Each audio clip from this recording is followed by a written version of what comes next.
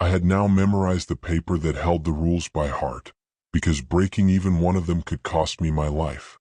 One night, I was hiking a remote trail far from the main paths, where the trees pressed in close and the only sound was my own footsteps crunching against fallen leaves.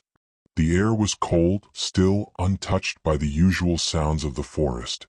No birds, no insects, just silence. Then, ahead of me on the trail, I saw a massive buck.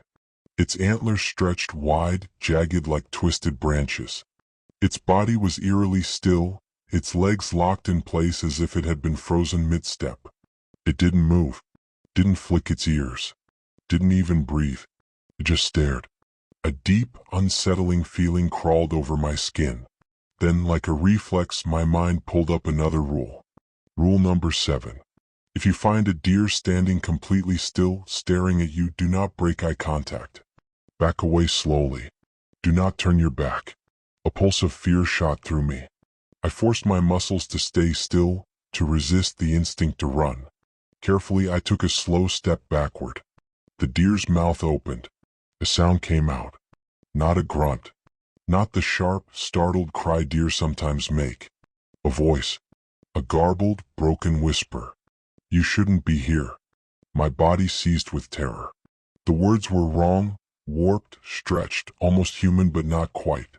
The sound slithered into my ears like something that didn't belong in this world. I couldn't help it. I turned and ran. Footsteps, no hooves, pounded against the dirt behind me. I didn't dare look back. My lungs burned, my legs ached, but I didn't stop until I saw the ranger station in the distance. Only then did I allow myself to glance over my shoulder. The trail was empty. The sun was up. But the silence still clung to the air, suffocating and heavy. I never used that trail again. 3 months later, I quit. I didn't need any more signs. I didn't need to understand. I just knew I had to leave. Dalton didn't try to stop me. He didn't ask why. He just nodded, his expression unreadable. Not everyone can handle it.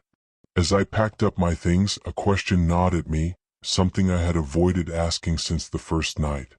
But now, on the verge of leaving, I couldn't hold it in. The rules?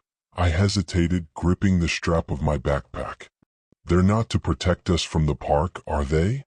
Dalton let out a slow breath, rubbing a hand over his face. No, he said finally, his voice quieter than I'd ever heard it. They're to protect the park from us? A shiver ran down my spine. I didn't ask what he meant. I didn't want to know. I just got in my car, drove out of Black Hollow, and never looked back. And no matter where I go, no matter how much time has passed, I never, ever break a rule again.